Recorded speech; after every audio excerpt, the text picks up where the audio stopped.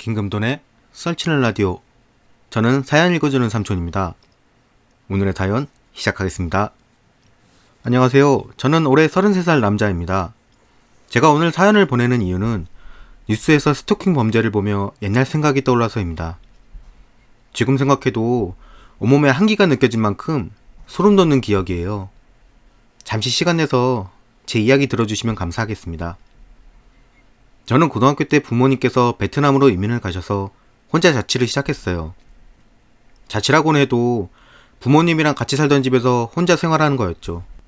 원래도 친구 좋아하고 사람 좋아하는 성격인데 혼자 살면서 외로움을 타게 되었고 대학 진학 후엔 거의 밖에서 살다시피 했습니다. 하지만 제가 외향적인 성격이라 사람 만나는 걸 좋아해도 매번 술 먹고 노는 걸 좋아하는 타입은 또 아니에요. 그래서 좀 어이없긴 하지만 알바를 시작하게 됐어요. 말하자면 생계형 알바가 아니라 친목형 알바였습니다. 그렇게 시작한 카페 알바는 군대 가기 전까지 쭉 이어졌어요. 동네 작은 카페였는데 같이 일하는 친구도 동갑이었고 또 사장형도 젊어서 말도 잘 통하고 일하는 것도 재밌었습니다. 일하고 얼마 뒤엔 카페가 인터넷에서 뷰 맛집이니 뭐니 하면서 유명세를 타게 되며 손님이 갑자기 늘게 됐어요. 그러다 보니 여태처럼 사장 한 명이랑 직원 2명이 하기엔 일이 너무 많아졌죠. 그나마 규모가 크지 않은 가게라 알바 1명을 새로 두는 걸로 문제는 해결됐습니다. 새로운 알바는 수진이라는 여자애였어요. 말수가 많지는 않았지만 직원들끼리 어울리는 자리에 항상 참여해서 같이 어울리는 시간이 많아졌죠. 그런데 같이 일하던 민욱이와 수진이 사이에 뭔가 있다는 게 느껴지기 시작했습니다. 예를 들면 퇴근할 때 둘이 같은 방향으로 가는 경우가 부쩍 늘었다든지 저도 모르는 민욱이 얘기를 수진이가 전부 알고 있다든지 뭐 그런 것들이었죠. 심지어 회식을 좋아하던 민욱이는 회식 얘기만 나와도 고개를 절레절레 저으며 나중에 먹자 이 말만 반복했어요. 물론 그렇게 민욱이가 빠지는 날엔 수진이도 어김없이 빠져나가 사장형이랑 저 둘만 간단하게 마시곤 했습니다.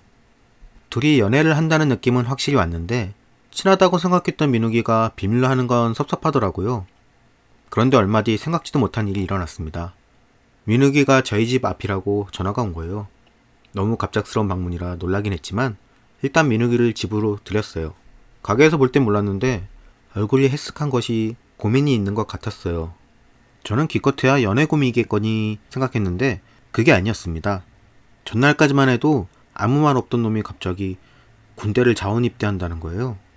공부하다가 몇 년 뒤에 입대할 거라고 계획까지 전부 세워뒀다더니 너무 난데없어 할 말이 없었습니다. 그런데 민욱이가 갑자기 목소리를 낮춰서 조심스럽게 속삭이더군요. 군대로 도망가는 거야. 너도 수진이 조심해야 할걸? 소곤거리는 것도 답답한데 알아들을 수 없는 말을 하니 속이 더 터질 것 같았어요. 야 새끼야, 좀 제대로 말해봐.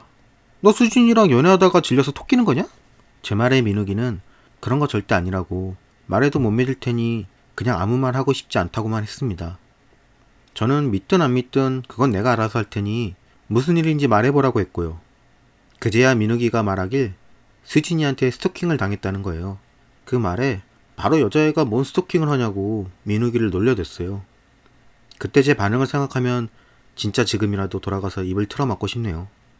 아무튼 민욱이는 안 믿어줄 줄 알았다며 한숨 쉬고 돌아갔고 얼마 뒤엔 군입대로 일도 그만뒀어요. 민욱이가 그만둔 자리엔 사장형 여자친구가 대신해서 일을 시작하며 예전같이 친구들과 일하는 듯한 분위기는 싹 사라지게 되었습니다. 그래도 저는 어차피 하던 일이고 그렇다고 분위기가 완전히 나빠진 것도 아니라 계속 일을 했어요. 어느 날부턴가 수진이가 부쩍 저와 가까워지려 한다는 게 느껴졌습니다. 처음에는 또래는 저희 둘밖에 없으니 잘 지내려 한다고만 생각했어요. 근데 또 민욱이한테 들은 말이 있으니 왠지 모르게 수진이를 대하는 게 조심스러워서 쉽게 친해지진 않았습니다. 사람이란 게 다른 사람 얘기를 뒤에서 들으면 안 믿더라도 약간의 벽이란 게 생기기 마련이잖아요. 저도 딱 그 정도였지 수진이를 피해야겠다는 생각이 들었던 건 아니에요. 하지만 결국 그러다 일이 터졌습니다. 그날은 저와 친하게 지내는 여자 동기들이 카페 마감 시간을 앞두고 놀러온 날이었어요. 사장형이 제 친구들이란 걸 알고는 남아있는 케이크를 서비스로 주라고 하셨어요. 그런데 수진이가 갑자기 자기도 케이크가 먹고 싶다며 남은 걸 전부 사가겠다고 하는 거였어요. 평소에 형이 케이크를 줘도 달다고 먹지도 않는 애가 갑자기 그러니 기분이 좀 안 좋더라고요. 사장형도 당황한 눈치더니 그러면 반은 친구들에게 서비스로 주고 나머지 반은 수진이한테 돈 내지 말고 가져가라고 하셨습니다. 근데 수진이 표정이 안 좋아지더니 남아있는 걸 전부 계산하고 가져가겠다고 우기기 시작했어요. 수진이 표정이 안 좋으니 그럼 계산하지 말고 전부 싸가라고 하셨고요. 그제야 수진이 표정도 좀 풀리더라고요. 결국 그날 사장형은 제 친구들에게 음료값 계산하지 말고 그냥 주라는 걸 제 마음이 편치 않아서 친구들한테 제가 사는 거라고 음료값을 계산했어요. 친구들이 음료 얻어먹은 거 고맙다고 술을 사겠다고 해서 일 끝나고 한잔 하기로 했습니다. 한참 수다 떨며 맥주 마시고 있는데 친구 중 하나가 저한테 수진이랑 제 사이에 뭐가 있는 건 아닌지 묻더라고요. 원래도 수진이한테 눈꽃만큼도 관심이 없었는데 그날 일로 진짜 경계심까지 생긴 상황이라 정색을 하고 아니라고 했습니다. 근데 친구들이 하나같이 하는 말이 수진이가 자기들을 쳐다보는 눈길이 장난이 아니었다는 거예요. 그래서 제 친구들끼리 얘기하길 수진이랑 제 사이가 썸을 타는데 여자친구들이 몰려와서 기분이 안 좋은가 보다 생각했다더군요. 어쩐지 애들이 술을 산다고 할 때도 자꾸 수진이를 같이 데려가려고 하는 거예요. 근데 또 수진이 얘도 따라붙을 기색이라 제가 오늘은 친구들끼리 할 말 있다고 뱅뱅 돌려서 따돌렸습니다. 아무튼 그 후로 저는 수진이와 분명하게 선을 긋기 시작했어요. 뭐 그렇다고 대놓고 말도 안 섞고 그랬다는 건 아니고 수진이가 같이 어울릴 만한 핑계를 만들면 거절하는 정도였습니다. 제 딴에는 그렇게 거리를 유지했어요. 하루는 전날 쉬는 날이라 친구들이랑 용인에 있는 놀이공원을 다녀온 적이 있었어요. 그런데 다음날 일을 가니 수진이가 땡땡랜드에 대해서 자꾸 얘기를 하는 겁니다. 거기 가면 무슨 놀이기구를 타야 하고 또 동선은 이렇게 저렇게 다녀야 가장 효율적으로 놀 수 있다 이러는데 전날 다녀왔다 보니 신기하더라고요. 제가 어제 땡땡랜드 갔었다 얘기를 하니 얘 표정이 그 무슨 도닦는 선비가 해탈한 표정인데 좀 이상한 생각이 들었습니다. 그 뒤로도 몇 번이나 제가 전날 다녀왔던 곳에 대해 이야기하는 일이 있었어요. 시간이 지날수록 그 횟수가 늘어나니 나중에는 우연이라기보단 얘가 날 스토킹하나 싶었습니다.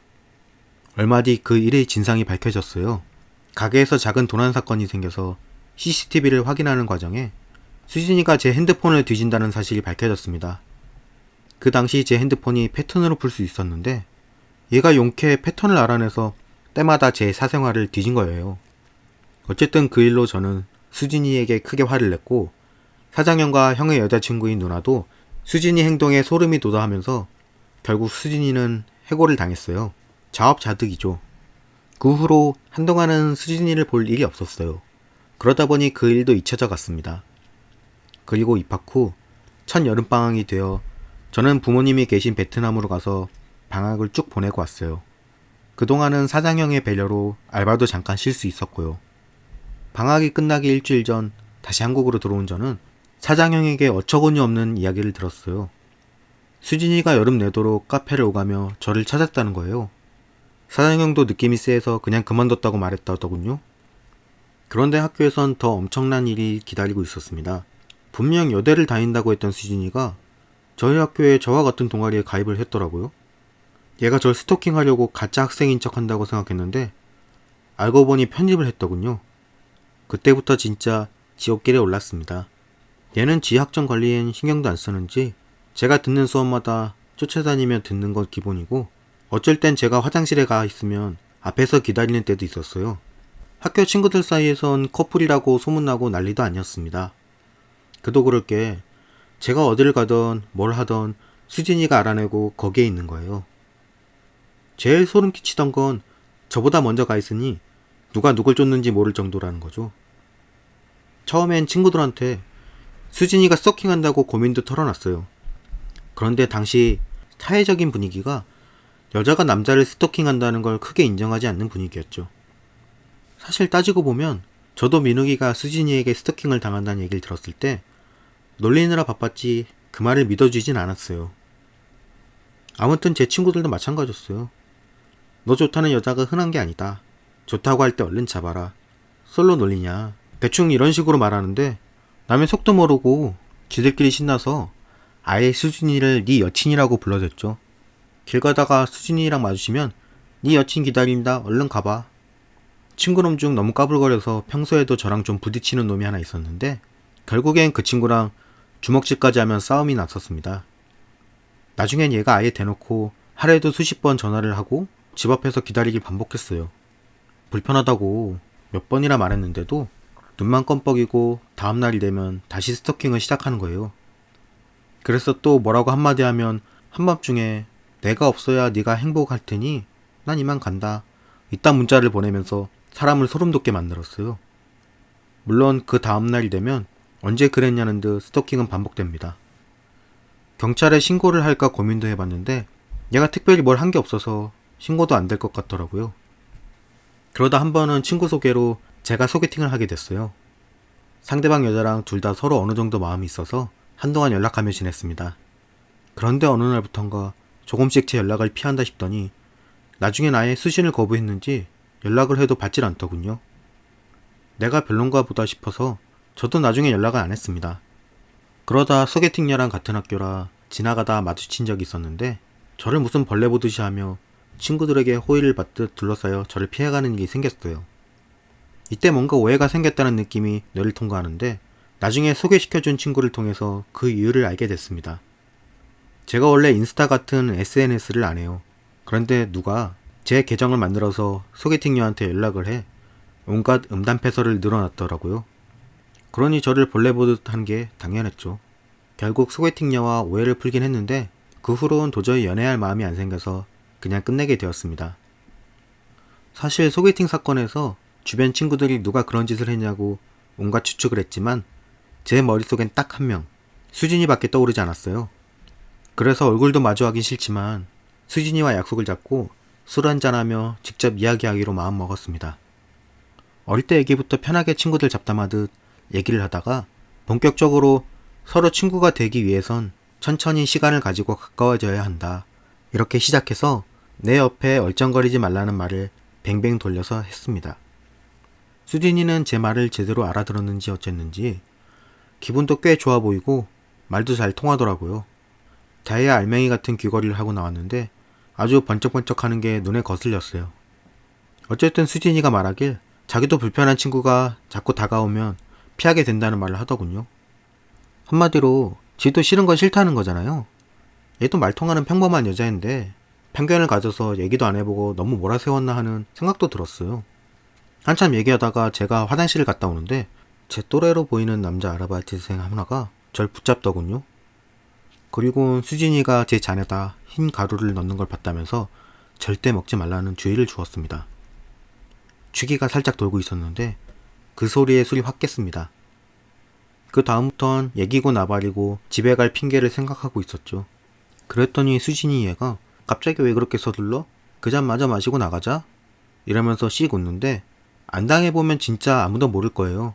내가 오늘 나보다 20cm는 더 작은 여자의 손에 죽을 수도 있겠구나 싶은 게 진짜 무서워서 오줌 지린다는 말이 딱 맞아요. 어찌어찌 잔이 미끄러져 깨지는 척 연기를 하고 술집을 나오는데 수진이가 제 옆에 팔짱을 끼더니 너 연기 진짜 못한다 이러곤 먼저 앞장서서 걸어가는 거예요. 미치는 건 걔가 가는 방향이 자기 집 쪽이 아니라 제 집 쪽이라는 거였죠. 순간 머리가 얼마나 빠르게 돌았는지 수진이가 안 보이는 틈을 타 택시를 타고 일단 무조건 그 동네에서 벗어나 달라고 했습니다. 택시 아저씨도 제 얼굴이 보통 급해 보이는 게 아니었는지 바로 출발하셔선 한참 벗어난 후에야 어디 갈지 물으셨어요. 친구 집에 가면 수진이가 어떻게든 알아내서 찾아올 것 같아서 연고도 없는 경기도까지 나가서 모텔 잡고 그날 밤을 보냈어요. 밤새 한숨도 못 자고 머리를 싸잡아 매고 고민을 했죠. 이대로 부모님이 계신 베트남으로 갈 것인지 아니면 자원 입대해서 바로 군대로 갈지를요. 그 사이 수진이한텐 끝도 없이 전화랑 문자가 왔어요. 처음엔 자기 죽을 거라고 전화 달라고 하더니 대답이 없자 우리 집 비밀번호를 안다고 찾아가겠다고 협박을 하고 혼자서 북치고 장구치고 난리가 났습니다. 어찌어찌 아침이 되어서야 저는 잠이 들었어요. 그런데 한두 시간도 못 자서 전화 폭탄이 오기 시작하는데 도저히 안 일어나곤 베길 수 없었습니다. 핸드폰을 확인하니 진짜 거짓말 안 보태고 제 핸드폰 연락처에 있는 사람들이 모조리 전화를 하거나 문자를 했더라고요. 심지어 고등학교 때 잠깐 만났던 여자친구한테도 무슨 일 있냐고 도움 필요하면 말하라고 문자가 와 있었어요. 두 번 생각할 것도 없이 수진이가 제 핸드폰에서 이미 연락처를 받아뒀다가 위급 상황이라 생각했는지 그 새벽에 전부 연락을 돌린 거였어요. 사람들한테 일일이 사과 연락을 보내고 있는데 모르는 번호로 전화가 오는 거예요. 처음엔 수진이라 생각해서 안 받을까 하다가 어쨌든 결판을 내야 한다는 생각에 전화를 받았습니다. 근데 뜬금없이 경찰서에서 연락이 왔더라고요. 처음엔 얘가 실종 신고라도 했나 싶었는데 그게 아니더군요. 진짜 창의력이 얼마나 대단한지 제가 연락이 안 되니 저를 절도범으로 신고해서 경찰서로 불러낸 거였죠. 전날 술 먹으면서 봤던 반짝이는 귀걸이가 300만원짜리 진짜 다이아인데 그걸 제가 훔쳐갔대요. 다행히 절도범 사건은 가게 CCTV랑 목격자 진술로 제가 훔치지 않았다는 게 밝혀졌어요. 하지만 진짜 문제는 수진이 걔가 저를 장기판의 말처럼 들었다 놨다 하는 거잖아요. 이러다 목숨까지 쥐고 흔들 것 같아서 진짜 더 고민도 할 것도 없이 바로 자원 입대를 했습니다. 군대로 도망간 민욱이가 참 많이 생각났어요. 그렇게 저는 남들은 힘들다는 군생활을 천국이라 생각하고 보냈어요. 그리고 시간이 흘러 제대를 하고 복학을 했습니다. 다행히 그 사이 수진이는 졸업을 했는지 땅으로 꺼졌는지 제 눈앞엔 안 보이더라고요. 그러다 보니 그 일을 어느새 잊게 되었습니다. 대학 마지막 학기가 되어 본격적으로 취업 준비를 할 때였어요. 그날은 학교 도서관에서 새벽까지 공부하다가 집에 갔어요. 너무 피곤해서 씻지도 않고 바로 침대에 누웠는데 문자가 한 통 왔습니다. 확인 안 하고 잘까 하다가 새벽 시간에 오는 연락이면 급한 걸 수도 있다는 생각에 핸드폰을 들었어요. 얼굴살 많이 빠졌네? 건강해 보여서 다행이다. 자주 연락하고 지내자. 번호는 모르는 번호인데 수진이란 걸 단박에 눈치챘습니다.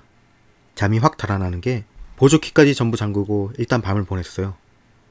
그 후엔 거처를 옮겨 다니며 학기를 보내고 취업이고 나발이고 바로 베트남으로 왔습니다. 현재는 이곳에서 취업도 하고 안정을 찾으며 생활을 하고 있어요. 그리고 그 얘기를 빠뜨렸는데 제가 절도범으로 몰렸을 때 수진이를 스토킹으로 신고하려고 했지만 관련 법안이 없어서 할 수 있는 게 아무것도 없더라고요. 진짜 큰일 당하고 나서야 대책이 있다니 암담하죠. 얼마 전에 뉴스를 보니 이제 스토킹에 대한 법안이 제정이 됐다고는 하던데 여전히 피해자들이 안심할 수준은 아닌 것 같았어요. 저야 운이 좋아서 베트남에서 새롭게 시작할 수 있었지만 한국을 떠날 수 없는 사람들에겐 과연 안전지대가 있는지 궁금하네요. 앞으로는 더 강화된 법으로 피해자가 생기지 않길 바랄 뿐입니다. 구독, 좋아요, 알람 설정은 저에게 큰 힘이 됩니다. 감사합니다.